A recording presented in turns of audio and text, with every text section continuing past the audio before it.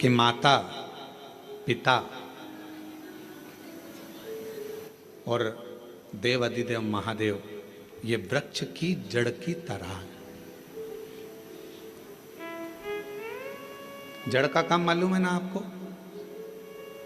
एक वृक्ष की जड़ क्या करती है कि उसमें अपन पानी दे दो तो उसकी पत्तियों तक पानी पहुंच जाता है। वृक्ष की जड़ में पानी दे दो तो फल तक पहुंच जाता है। वृक्ष की जड़ में पानी दे दिया तो फूल तक पहुंच जाता है। आप इतने बैठे हुए हैं या आस्था चैनल पर कथा सुन रहे हैं, ऑनलाइन शिव महापुराण की कथा सावन के महीने में चल रही है। आज कथा का द्वितीय दिवस है। जितने मोबाइल पर सुन रहे हैं वो भी जरा ध्यान लगाना, और टीवी पर सुन रहे हैं वो भी।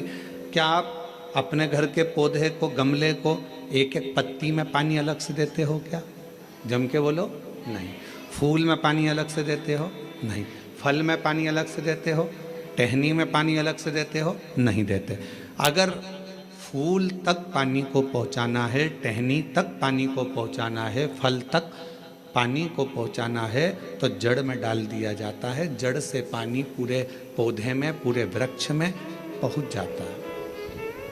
अब राम जी तक अगर तुमको तुम्हारी पूजन पहुंचाना है, भगवान कृष्ण तक तुम्हें अपनी कोई पूजन पहुंचाना है, देवी जी तक तुम्हें कोई पूजन पहुंचाना है, बृहस्पति महाराज, नवग्रह, राहु, केतु, चंद्र, सूर्य, बुध, मंगल, जो भी ग्रह हैं, शनि आदि, उन तक तुम्हें अपनी पूजन पहुंचाना है। अपनी कुल देवी, कुल देवता, पितर देवता, जितने भी देवी देवता हैं उन तक अगर आपको कोई पूजन पहुंचाना है तो किसकी पूजन करेंगे? तो कहा शंकर भगवान की अगर किसी ने पूजन कर ली तो 33 कोटि देवता तक वो पूजन पहुंच जाए। फिर वो पूजन 33 कोटि देवता तक पहुंच जाएगा।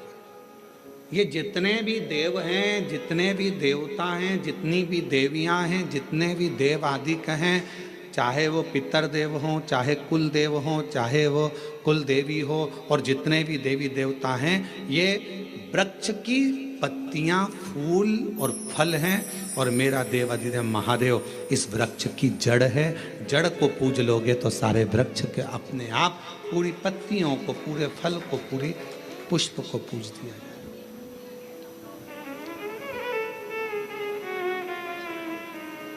आपको एक बार कथा में कहा था, जब नवग्रह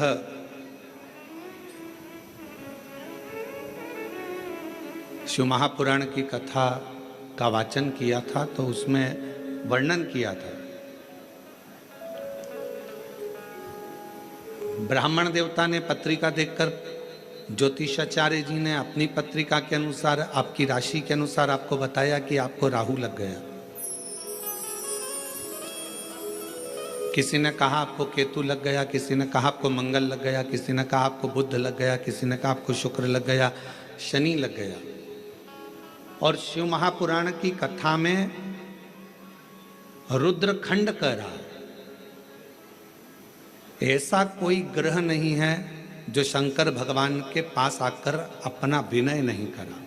सूर्य देवता ने भी विनय करा, चंद्र देवता ने भी विनय करा, सारे बृहस्पति हो, शुक्र हो, बुध हो, मंगल हो, ये सारे देवता भगवान शंकर से आकर विनय करे थे। तो शिव जी ने इनको वचन दे दिया था कि तुम पूरे नव की नव ग्रह मेरे शिवलिंग के पास में होगे, और जो मुझे जल चढ़ाएगा वो नवग्रह देवता अपने आप शांत स्वभाव में हो जाएंगे और उनको फल प्राप्त। ये शिव का वचन। एक पूजे सब पूजे। वृक्ष की जड़ में जल दिया, पूरे वृक्ष की पत्तियों में, फल में, फूल में पानी पहुंच गया।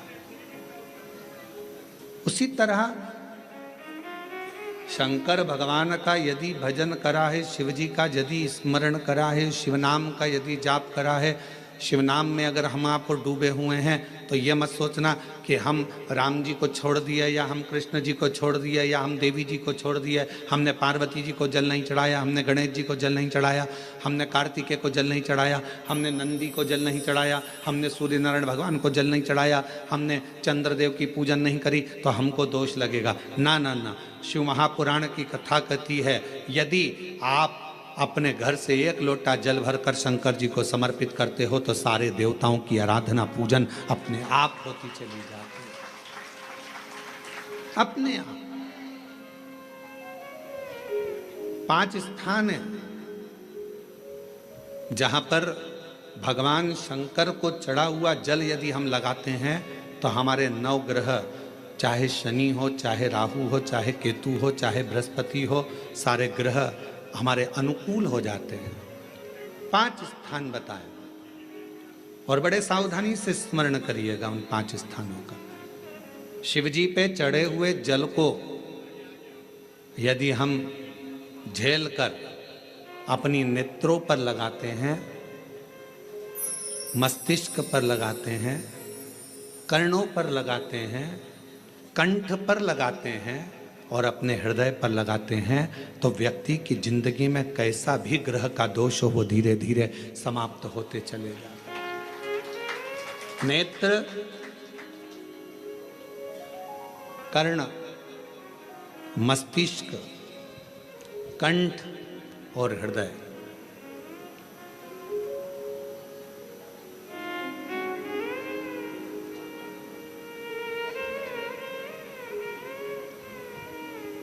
ये 5 स्थान इससे बता दिए शिव महापुराण में जिन पर शिव जी के चढ़े हुए जल को हम केवल मात्र लगा लेते हैं तो उससे भी हमको फल की प्राप्ति हो जाती है। और शंभु शरणे पड़ी मांगू घड़ी रे घड़ी, दुख काटो दया करी दर्शन हो। शंभु शरणे पड़ी मांगू घड़ी रे घड़ी, दुख काटो दया करी दर्शन।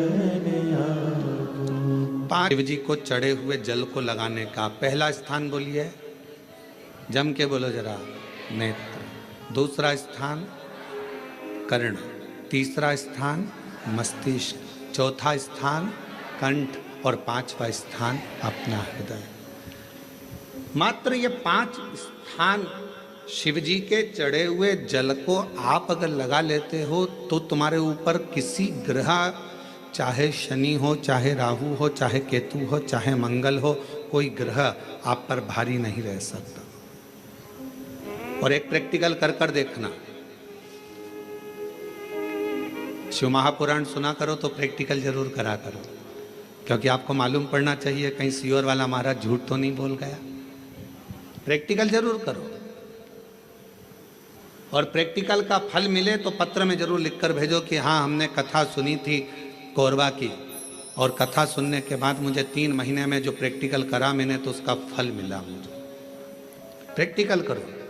जिस लड़की को, जिस लड़के को मंगल है और ब्राह्मण देवता ने यदि आपको कहा कि इनको मंगल है, इसकी शादी में देरी हो रही है, मंगल के कारण अगर शादी रुक रही है, देरी हो रही है, विवाह में देरी हो रही है, तो उस बेटी और बेटे को 3 महीना लगातार शिवजी पे चढ़े हुए जल को इन 5 स्थान पर लगाना प्रारंभ कर दे। 3 महीने के बाद वो खुद कहेगा कि हाँ हमारा संबंध जम गया, हमें मंगल से कोई दोष नहीं लगा। स्वयं शिव कृपा करते हैं, स्वयं शंकर करुणा।